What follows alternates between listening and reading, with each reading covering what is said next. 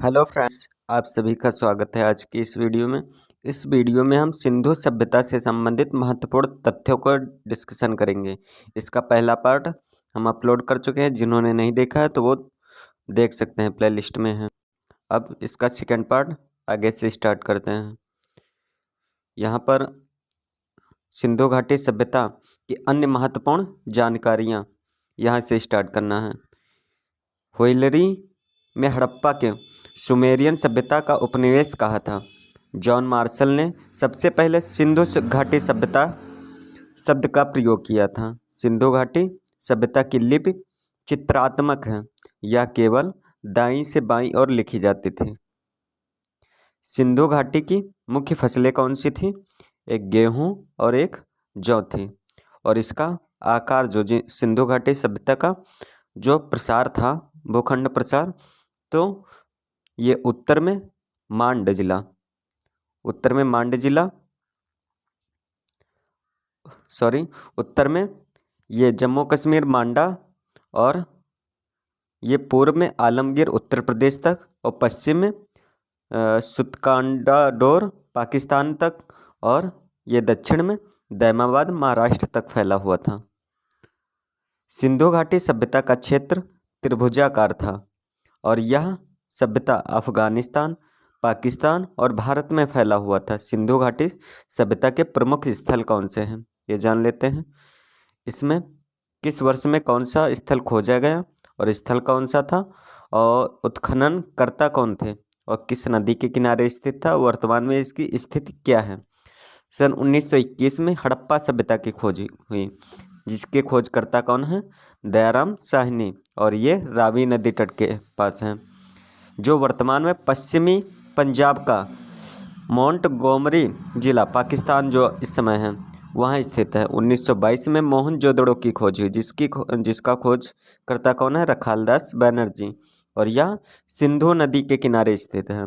सिंध प्रांत का यह लरकाना जिला जो पाकिस्तान में स्थित है। ये हड़प्पा और मोहनजोदड़ो वर्तमान में पाकिस्तान क्षेत्र में आते हैं।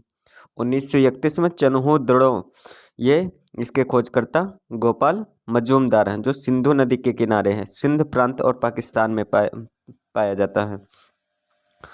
और कलिबंगा, इसके खोजकर्ता हैं बीबी लाल और बीके थापर, यह घग्गर नदी के किनारे है, और जो राजस्थान के हनुमानगढ़ जिला में स्थित, जो भारत का हिस्सा है।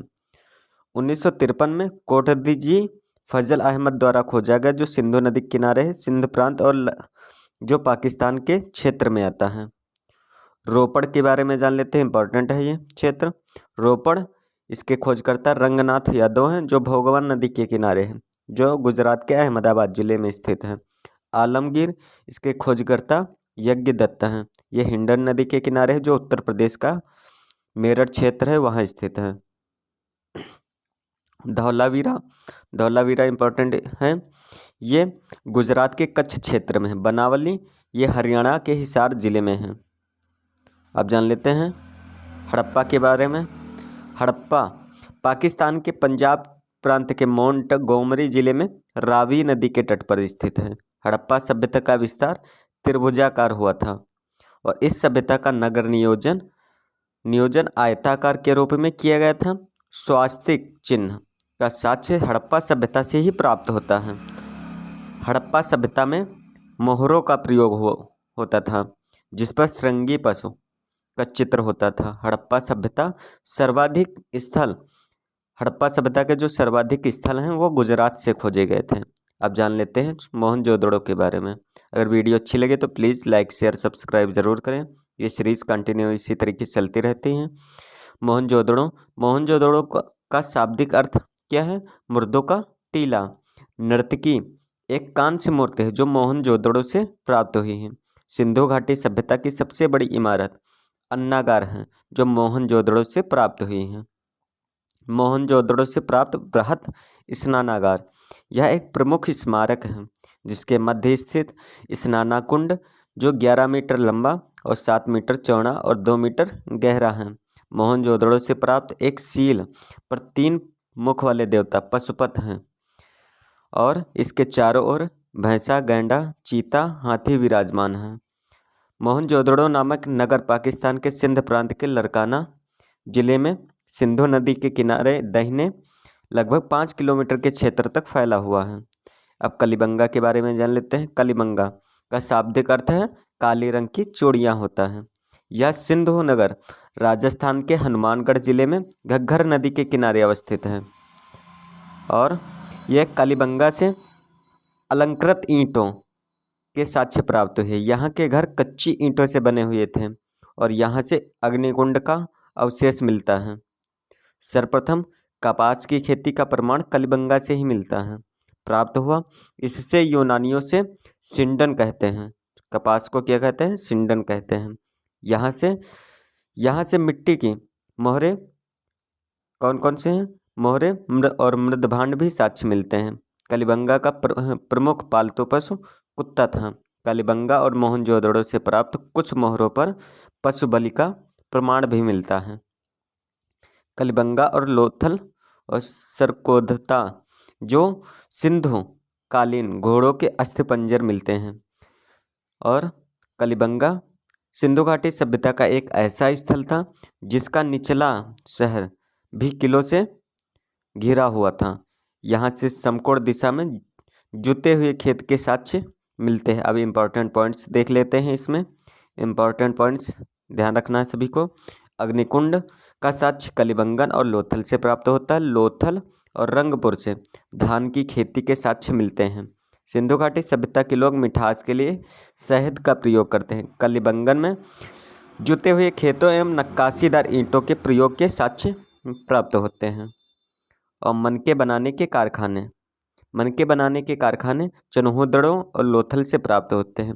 पिग्गट ने हड़प्पा और मोहनजोदड़ो को एक विस्तृत साम्राज्य का जुड़वा राजधानी कहा था। ये इम्पोर्टेंट है। सिंधु घाटी सभ्यता के लोग धरती को उर्वरा की देवी मानते थे। सिंधु घाटी सभ्यता के लोगों में मातृ देवी की उपासना का सर्वाधिक प्रचलन था। कोबड़ वाला सांड सिंधु घाटी सभ्यता के लोगों के लिए पूजनीय पशु भी था। सिंधु घाटी सभ्यता के समाज मात्र सत्तात्मक समाज थे। सिंधु सभ्यता के लोग प्रायः सूती और ऊनी वस्त्रों का प्रयोग करते थे। आग में पकी हुई ईंटों को टेराकोटा कहा जाता था। सिंधु घाटी सभ्यता में वेश्याव्रत एवं प्रदा प्रथा प्रचलित थी। और आगे जान लेते हैं।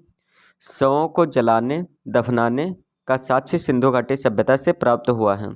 आज़ादी के बाद गुजरात में महत्वपूर्ण संस्कृति जो आज़ादी के बाद हड़प्पा संस्कृति के सर्वाधिक स्थल पाए गए हैं। सिंधु घाटी सभ्यता का बंदरगाह जो है वो लोथल है जो गुजरात में स्थित है। मेसोपोटामिया के अभिलेखों में वर्णित मेलुहा शब्द का अभिप्राय क्या है? सिंधु घाटी सभ्यता से ही माना जाता है। और आगे जान लेते हैं। सिंधु सभ्यता से प्राप्त लिपि में 64 मूल चिन्ह हैं और 250-400 का तक अक्षर होते हैं। सिंधु घाटी सभ्यता की लिपि में सर्वाधिक प्रचलित पशु चिन्ह मछली का है और सिंधु घाटी सभ्यता के विनाश का कारण बाढ़ माना जाता है। R.L. स्टीन और A.N. घोष आदि विद्वानों का मत है कि सिंधु घाटी सभ्यता का विनाश जलवायु परिवर्तन के कारण हुआ है। अगर वीडियो अच्छी लगे तो प्लीज़ लाइक शेयर सब्सक्राइब ज़रूर करें। धन्यवाद। जय हिंद जय भारत।